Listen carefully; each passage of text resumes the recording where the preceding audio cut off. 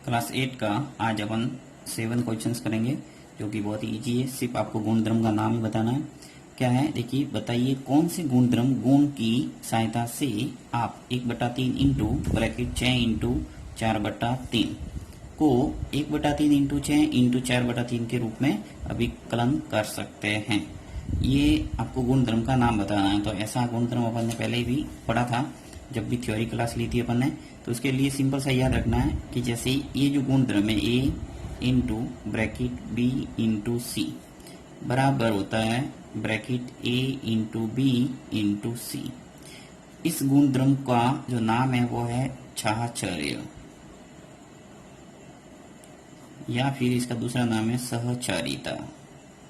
सहचारिता यानी कि A B और सी ये सब पूर्णांक है, यानी कोई भी संख्या आप लेके देख सकते हैं तो आपके उत्तर है वो सेम आएगा। जैसे देखिए अपन देखते हैं फॉर एग्जांपल यहाँ पे आपके भिन्न के रूप में है तो बी आपके उत्तर है वो दोनों में सेम ही आएगा। मैं यहाँ छोटी संख्या लेके आपको बता रहा हूँ तो सिंपल सा ले लेते हैं। जैसे ले लेता हूँ 2 इंटू 3 इंटू ले लेते हैं 5। अब देखिए 2 ए की जगह मैंने 2 लिखा है, बी की जगह 3 लिखा है, सी की जगह 5 लिखा है। तो 2 इंटू 3 इंटू 5 करते हैं। तो अब इसको मैं करता हूँ सॉल्व। तो सॉल्व करता हूँ तो क्या होगा देखिए, 2 लिखा इंटू पहले ब्रैकेट वाली राशियां सॉल्व करेंगे तो 3 का गुणा 5 से करूंगा क्या आएगा 15, और ब्रैकेट को खोल देता हूँ तो आ जाएगा 15। फिर 2 इंटू 15 करेंगे तो क्या आएगा 30। यानी जब मैंने इस स्टेप को सॉल्व किया तो ऐसी स्थिति में आ रहा है 30। चलिए अब ऐसी स्टेप को लेते हैं जिसके अंदर 2 इंटू 3 है वो ब्रैकेट के अंदर है और 5 है वो बाहर है। तो इसको सॉल्व करने पर क्या आता है देखिए, यानी ए इंटू बी लिया है, यानी 2 इंटू 3 ब्रैकेट के अंदर है और इंटू 5 ये सी के रूप में बाहर है। तो यहाँ पे देखिए क्या रहा है, 2 इंटू 3 कितने होंगे 6, फिर इंटू का निशान लगा दिया और 5 बाहर है। अब 6 का गुणा 5 से करेंगे तो 6 पंजे 30। तो आपने क्या देखा कि दोनों स्थिति ये और ये दोनों स्थिति में उत्तर है वो सेम आ रहा है 30 और 30, अर्थात ऐसे गुणधर्म को कहा जाएगा सहचारिता। तो आप इसको भी करके इजीली देख सकते हैं 1/3 इंटू 6 इंटू 4/3 और ए, इन दोनों का जो आंसर है वो सेम ही आएगा। तो सिर्फ आपको यहाँ तो यही है कि गुणधर्म का नाम लिखना था। ऐसे गुणधर्म को कहेंगे सहचारिता। तो हल के रूप में आपको लिखना है सहचारिता,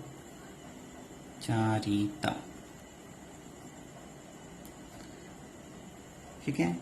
फिर नेक्स्ट प्रश्न है 8वां क्या दे रखा है कि क्या -1 सही 1/8 का गुणात्मक प्रतिलोम 8/9 है और क्यों अथवा क्यों नहीं। यानी जो गुणात्मक प्रतिलोम जो दे रखा है 8/9 वो है तो क्यों है और नहीं है तो क्यों नहीं है, इनका आंसर देना है। तो सबसे पहले अपन देखते हैं गुणात्मक प्रतिलोम होता क्या है।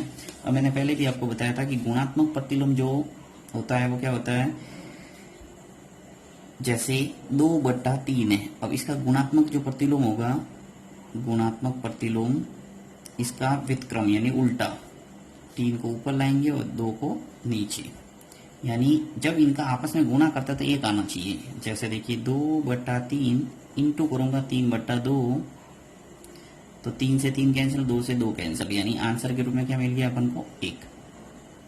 तो अपन ऐसे समझ सकते हैं कि यदि दोनों का गुणा करने पर 1 आता है यदि, तो अपन कहेंगे कि संबंधित जो संख्या दे रखी है वो गुणात्मक प्रतिलोम है। और यदि 1 नहीं आता है प्लस का तो कहेंगे गुणात्मक प्रतिलोम नहीं है। तो यहाँ पे देखते हैं अपन, चलिए इसको मैं सॉल्व करता हूँ। देखिए क्या -1 सही 1/8 का गुणात्मक प्रतिलोम 8/9 है। तो इसको मैं सॉल्व करता हूँ। -1 हल कर रहे अपन, -1 सही 1/8 इसको सॉल्व करते हैं। अब देखिए सॉल्व करने का तरीका, मिश्र भिन्न को सरल भिन्न कैसे करते हैं। 8 का गुना पहले 1 से करो तो कितना आ गया 8 और 1 कितने हो गए 9, और माइनस है तो माइनस आएगा ही, तो -9/8।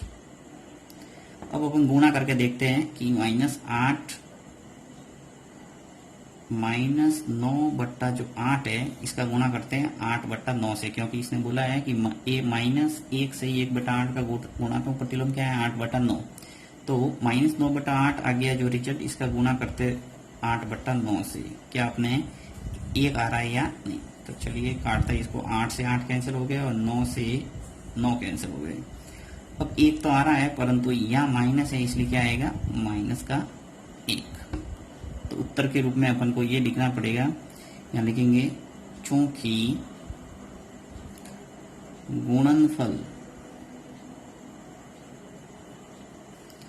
गुणनफल एक नहीं है, इसलिए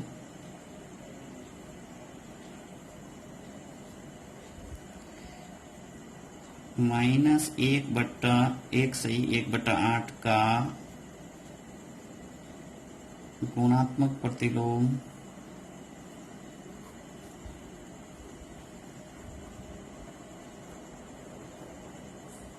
आठ बट्टा नौ नहीं है। ये आपको आंसर के रूप में उत्तर देना है। यदि यहाँ पे मेरे -1 की जगह +1 आया होता तो मैं लिखता कि -1 से 1/8 का गुणात्मक प्रतिलोम 8/9 है। तो ये इसके रूप और 9 के रूप में ऐसे ही उत्तर देना आपको। नेक्स्ट 9वां प्रश्न भी आपके वैसा का वैसा दे रखा है। देखिए पूछा है कि क्या 3 से 1/3 का गुणात्मक प्रतिलोम 0.3 है, क्यों अथवा क्यों नहीं। तो इसका भी आंसर उसी प्रकार से देना है। सबसे पहले अपन हल करेंगे इसको, जो मिश्र भिन्न है वो 3 सही 1/3। अब इसको सॉल्व करते हैं। तो मिश्र भिन्न को सरल करने का तरीका बहुत ईजी है। 3 का गुणा 3 से करेंगे, यानी कि जो पूर्ण संख्या उससे गुणा करना है नीचे वाली हर का। 3 × 3 कितने हो गए, 9। 9 में इस अंश को जोड़ना है, कितने हो गए, 10। तो 10/3, 10/3। अब अपन जांच करते हैं कि जो गुणात्मक प्रतिलोम दे रखा है 0.3 वो है या नहीं। तो इसके लिए सिंपल सा आपको इसका गुणा करना है और 1 लाना है। यदि 1 आता है तो कहेंगे गुणात्मक प्रतिलोम है। तो यहाँ पे चेक करते हैं, 0.3 है उसको अपन लिख सकते हैं पहले तो 3/10।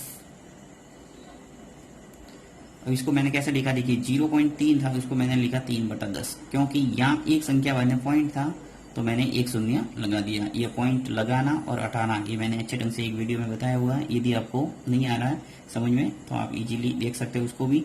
यहाँ पर भी थोड़ा बहुत बता देता हूँ। देखिए सिंपल सी बात है कि जब भी जैसे कोई संख्या है, मान लो 2.35 ऐसी कोई संख्या है और वहां से आपको ये रफ कार्य कर रहा हूं मैं, 2.35 आपको दे रखा है मान लो। अब यहाँ से पॉइंट मुझे हटाना है तो मैं क्या करूंगा, 235 लिख दिया, पॉइंट हटा दिया, परंतु मुझे नीचे है वो 100 लिखने पड़ेंगे। अब 100 कैसे आए, पॉइंट के बाद में आपको देखना है कि आगे कितनी संख्या है, 1 और 2 संख्या है तो नीचे 2 जीरो लगाना है, यानी 1 तो लिखना ही है, उसके आगे 2 जीरो यानी 100 लिखना है। यदि आपके पॉइंट के आगे 1 संख्या है तो 10 आएगा, पॉइंट के आगे 3 संख्या है तो 1000 आएगा। जैसे फॉर एग्जाम्पल देखिए, जैसे 5.8 है तो यहाँ लिखूंगा मैं सॉल्व करने के लिए 58, यानी हो गया 5, एक पॉइंट अटक गया और नीचे लिखूंगा 10, क्योंकि यहाँ पॉइंट के आगे कितनी संख्या थी, 1। अंक देखना है कितने डिजिट है वो, संख्या चाहे कितनी भी बड़ी छोटी उससे कोई मतलब नहीं, डिजिट कितने हैं वो। 1 डिजिट है तो 1 शून्य आ जाएगा, 2 डिजिट है तो 2 शून्य आ जाएगा, बस ऐसे ही याद रखना है। और पॉइंट लगाना और हटाना दोनों सीखना है। अब देखिए जैसे मान लो पॉइंट यहाँ से अपन ने हटाया, अब ऐसा आपको मिले कहीं तो पॉइंट लगा भी सकते हैं। तो पॉइंट लगाने का तरीका क्या होगा, नीचे 2 शून्य दिखे तो आपको राइट हैंड साइड से 2 डिजिट है बाद में पॉइंट लगाना। जैसे देखिए यहाँ 1 और 2 शून्य है तो यहाँ पे 1 और 2 संख्या गिन के पीछे पॉइंट लग जाएगा। जैसे देखिए 5 लिखा, फिर 3 लिखा, यहाँ पॉइंट आ जाएगा और यहाँ 2, यानी 2 डिजिट के बाद में मैंने पॉइंट लगा दिया, 1 और 2। इसी प्रकार यहाँ पर भी। तो चलिए प्रश्नों पे आते हैं। अब यहाँ पे 0.3 है उसको मैंने लिखा 3/10। अब यहाँ जांच करता हूं मैं कि क्या ये गुणात्मक प्रतिलोम है या नहीं। तो जांच करता है, देखिए 10/3 है, 10/3 इंटू करते हैं 3/10। ये तो अपन को दे रखा था और इसका गुणात्मक प्रतिलोम दे रखा है 0.3, इसको मैंने 3/10 किया, 3/10 का गुणा कर दिया तो 3 से 3 कैंसिल हो रहे हैं और 10 से 10 कैंसिल हो रहा है। तो उत्तर क्या आ रहा है, 1, यानी अपने जो चाहिए वही मिल रहा है। तो लिखेंगे चूंकि गुणनफल